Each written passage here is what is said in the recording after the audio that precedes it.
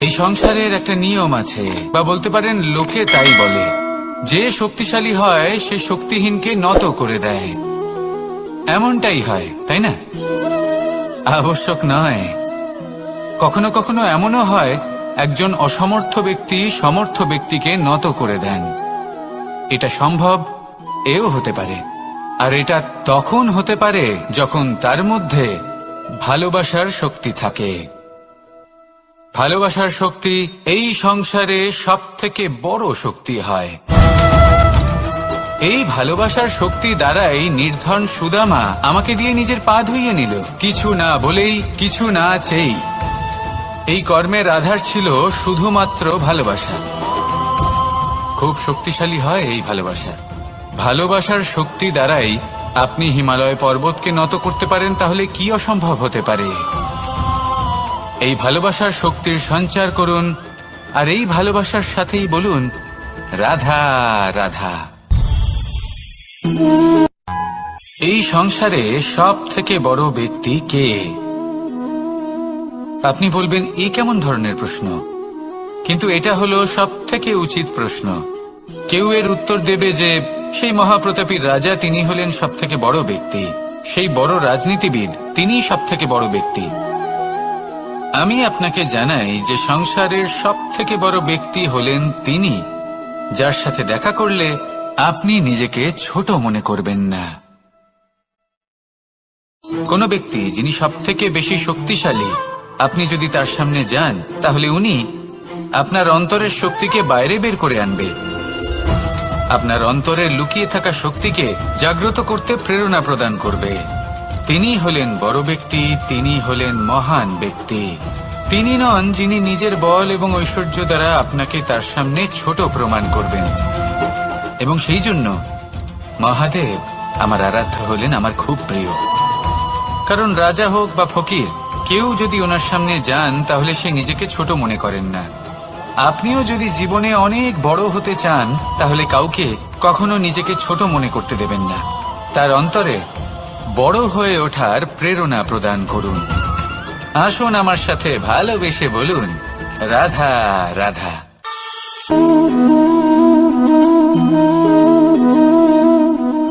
জল এই সংসারের সমস্ত প্রধান তত্ত্বের মধ্যে একটি। এই জল যে কোনো জ্বালা দূর করে, আগুনকে নিভিয়ে দেওয়ার ক্ষমতা রাখে, অবিরল অবিচল ভাবে প্রবাহিত হতে পারে, একে কেউ বাধা দিতে পারে না। এর পথে বাধা সৃষ্টি করলে নিজের পথ নিজেই খুঁজে নেবে, বা সে নিজেই নিজের পথ বানিয়ে নেবে, কিন্তু কখনো থামবে না।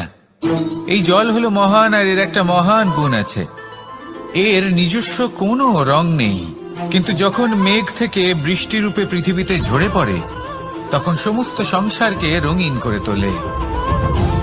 যেখানে খরা হয়েছে সেখানে শ্যামল করে তোলে, যে স্থান শ্যামল সেখানে ভিন্ন ভিন্ন প্রকারের পুষ্প ফুটিয়ে তোলে। এই জল, এই জলের মতন আমাদের হতে হবে। ওর যেমন কোনো রং নেই, আমাদেরও যেন কোনো অহংকার না থাকে। শুধু কর্মের এই ধারাতে বইতে থাকুন, এই সংসারের মঙ্গল করতে থাকুন, শ্রেষ্ঠ কর্ম করতে থাকুন। এই সংসারকে এটা বলার কোনো প্রয়োজন নেই যে আপনি কে। আপনি যদি কর্ম করতে থাকেন, তাহলে এই সংসার নিজে থেকেই আপনার মূল্য জানতে পারবে, আর তখন এই মন প্রসন্ন হয়ে বলবে রাধা রাধা। মানুষ একটা অত্যন্ত শ্রেষ্ঠ কর্ম করতে পারেন, সেটা হলো ভুলে যেতে পারা, আর সেটা বরদানের চেয়ে কম কিছু নয়। মানুষকে যখন কোনো কারণে নিজের প্রিয়জনদের থেকে দূরে যেতে হয়, তখন মনে দুঃখ জাগ্রত হয়, তিনি সেই দুঃখকে ভুলতে পারেন। কখনো কোনো সম্পর্ক থেকে যদি দুঃখ পেয়ে থাকেন, তখন সেই দুঃখকে ভুলতে পারেন। কিন্তু এই সংসারের প্রত্যেক আবেগ, প্রত্যেক বস্তু ভুলে যাওয়া উচিত নয়। বিশেষ করে আমাদের প্রিয়জন, আমাদের পরিবারের সদস্য, যখন এই সংসার থেকে ওনারা চলে যান, তখন যে সৎকর্ম ওনারা করেছেন, যে প্রেরণা ওনারা আমাদের প্রদান করেছেন, কখনো ভুলে যাওয়া উচিত নয়। যখন আপনি কোনো উঁচু স্থানে পৌঁছে যান, আপনি সাফল্য লাভ করেন, তখন সেই সকল বন্ধুদের ভোলা উচিত নয় যারা আপনার সাথে আরম্ভ থেকে ছিল, যারা সব সময় আপনাকে সাহায্য করেছে। আর সব থেকে গুরুত্বপূর্ণ কথা, আপনার বয়স যতই বৃদ্ধি পাক না কেন, মাতা পিতাকে কখনো ভুলবেন না। আপনি যতই বড় হন না কেন, আপনি তাদের সন্তানই থাকবেন। অভিজ্ঞতার দিক থেকে ওনাদের থেকে ছোটই থাকবেন। তাই সবসময় নিজের মাতা পিতাকে নিজের সাথে রাখুন, কখনো তাদের ভুলবেন না। সেই সকল ব্যক্তিদের ভুলে যাবেন না যারা দুঃখের দিনে আপনার সাথে ছিল, তবেই জীবনে সুখ পাবেন। আসুন আর আমার সাথে ভালোবেসে বলুন, রাধা রাধা। আমরা আমাদের জীবনের লক্ষ্য প্রাপ্ত করার জন্য কি না করে থাকি। আমরা ভাবনা চিন্তা করে থাকি, কত জ্ঞান অর্জন করে থাকি, তারপরে আমরা পরিকল্পনা করি আর প্রচেষ্টা করি।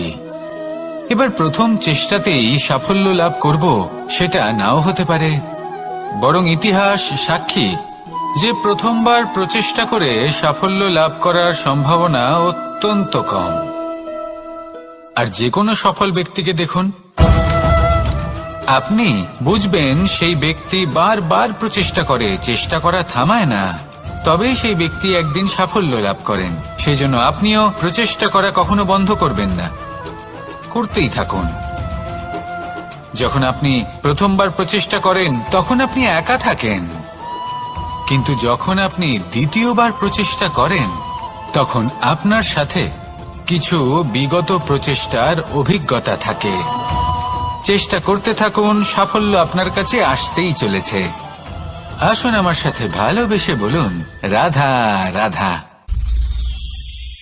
আপনারা সবাই একটা গাছের পাতাকে দেখুন, যতক্ষণ পর্যন্ত গাছের সাথে মানে গাছের ডালের সাথে জুড়ে থাকে সে সবুজ থাকে, বাতাসের সাথে সে নড়তে থাকে।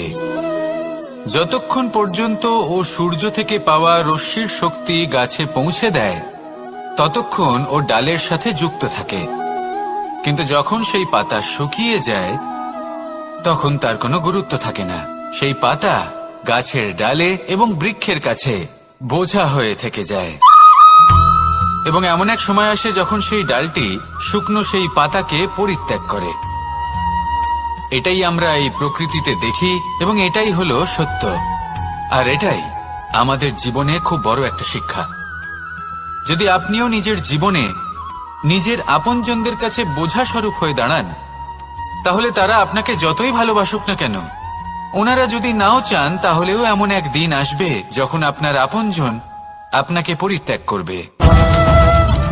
সেই জন্য সবসময় আত্মনির্ভর হয়ে ওঠার চেষ্টা করুন, নিরন্তর পরিশ্রম করতে থাকুন, কারোর ওপর বোঝা হয়ে থাকবেন না, বরং তার সাথে মিলে দায়িত্ব পালন করুন। এমনটা করবেন তাহলে আপনার সম্মানও বজায় থাকবে এবং সম্পর্কের মধ্যে আপনার মূল্যও বজায় থাকবে। আসুন আর আমার সাথে ভালোবেসে বলুন, রাধা রাধা। আমাদের মধ্যে এমন অনেক মানুষ আছেন যারা বই পড়তে পছন্দ করেন, অনেক মানুষ আছেন যারা ভিন্ন ভিন্ন রকমের কাহিনী পড়েন। এবার পড়তে পড়তে মাঝে এমন একটা অধ্যায় অবশ্যই আসে যা আমাদের হৃদয় স্পর্শ করে যায়। আমরা হৃদয় যন্ত্রণা অনুভব করি, তাও আমরা সেই কাহিনী শেষ পর্যন্ত পড়ি এবং তখন আমরা বুঝতে পারি যে সেই যন্ত্রণাময় অধ্যায়টি কেন এসেছিল, তার থেকে আমরা কি শিক্ষা পেলাম এবং আমরা অবশেষে লক্ষ্যেও পৌঁছলাম। কিন্তু যদি সেই যন্ত্রণাদায়ক অধ্যায়টিতে আপনি থেমে যান, আপনি যদি এটা ভাবেন যে আমি আর পড়তে পারবো না, তাহলে আপনি জানতেও পারবেন না যে পরবর্তীতে কি হতে চলেছে। এই মন দুঃখে ভরে উঠবে, মনে প্রশ্ন আসতেই থাকে যার উত্তর আমরা পাই না, নিজেদের লক্ষ্য বুঝতেই পারি না। এইভাবেই আমাদের জীবনেও যদি এমন কিছু হয় যা অত্যন্ত দুঃখজনক, যদি এমন কোনো কঠিন অধ্যায় আপনার জীবনে আসে, থামবেন না। তাহলে আপনার জীবনের কাহিনীর একটি যন্ত্রণাদায়ক দুঃখজনক অধ্যায় মাত্র। শেষ পর্যন্ত এই কাহিনীতে টিকে থাকুন, কর্ম করতে থাকুন। আপনি বুঝতে পেরে যাবেন যে এই কঠিন পরিস্থিতি আপনার জীবনে কেন এসেছিল। আপনি শিক্ষাও লাভ করবেন এবং লক্ষ্য লাভ করবেন। আসুন আমার সাথে ভালোবেসে বলুন, রাধা রাধা। মুক্তোর এই মালা দেখতে কত সুন্দর হয়, তাই না? যিনি ধারণ করেন তাকেও এটা শীতলতা প্রদান করে, আর যে ব্যক্তি দেখে তার চোখও এই দৃশ্য দেখে শান্তি উপলব্ধি করে। কিন্তু ভাবুন, যদি এমন কিছু হয় যে সুতো দ্বারা এই মুক্তোর মালা তৈরি হয়েছে সেটা কেউ ছিঁড়ে দেয়, তাহলে এই মুক্তোর মালা ছিঁড়ে যাবে আর সমস্ত মুক্তো মাটিতে পড়ে যাবে, ছড়িয়ে পড়বে। তখন কি আমরা এটা ভাববো যে এটা তো মাটিতে পড়ে থাকা বস্তু, এটা আমি তুলব না? ভাববো না, তাই না? আমরা নিচু হয়ে একটা মুক্তো কুড়িয়ে নিই এবং আবার এদের সুতোর মধ্যে প্রবেশ করাই। কেন? কারণ এই মুক্তো হলো বহুমূল্য। এতে কোনো সন্দেহ নেই যে এই মুক্তো হলো বহুমূল্য। কিন্তু এর থেকেও অনেক বেশি বহুমূল্য হলো আমাদের জীবনে আমাদের সম্পর্ক, আমাদের বন্ধু বান্ধব। এই সম্পর্কেও কখনো কখনো বিবাদ হয়, মনোমালিন্য হয়, এগুলোও ছড়িয়ে যায়। আর সেই সময় এই মুক্তোর মতোই নত হয়ে আমাদের এই সম্পর্কগুলিকে হাতে তুলতে হবে, এদের জুড়তে হবে, এদের আগলে রাখতে হবে, কারণ এদের থেকে বহুমূল্য আর কিছুই নেই।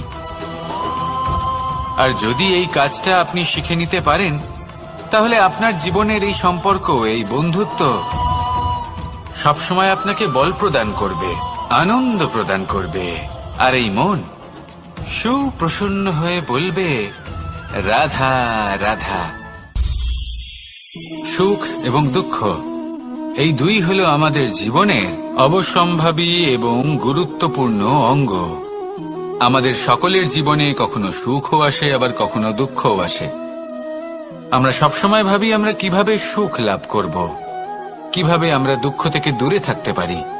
আর এই জীবনে যা কিছুই ঘটুক না কেন, সেই সবকিছু আমরা সুখ এবং দুঃখের মাপদণ্ডে মেপে থাকি। এবার এখানে একটা ছোট্ট বিষয় আছে, এটা ভেবে দেখতে হবে যে কে আসলে সুখী ব্যক্তি। সুখী ব্যক্তি হলেন তিনি যিনি নিজের জীবনে নিজের কর্মের বিশ্লেষণ করে থাকেন, সেই বুঝে পদক্ষেপ নেন।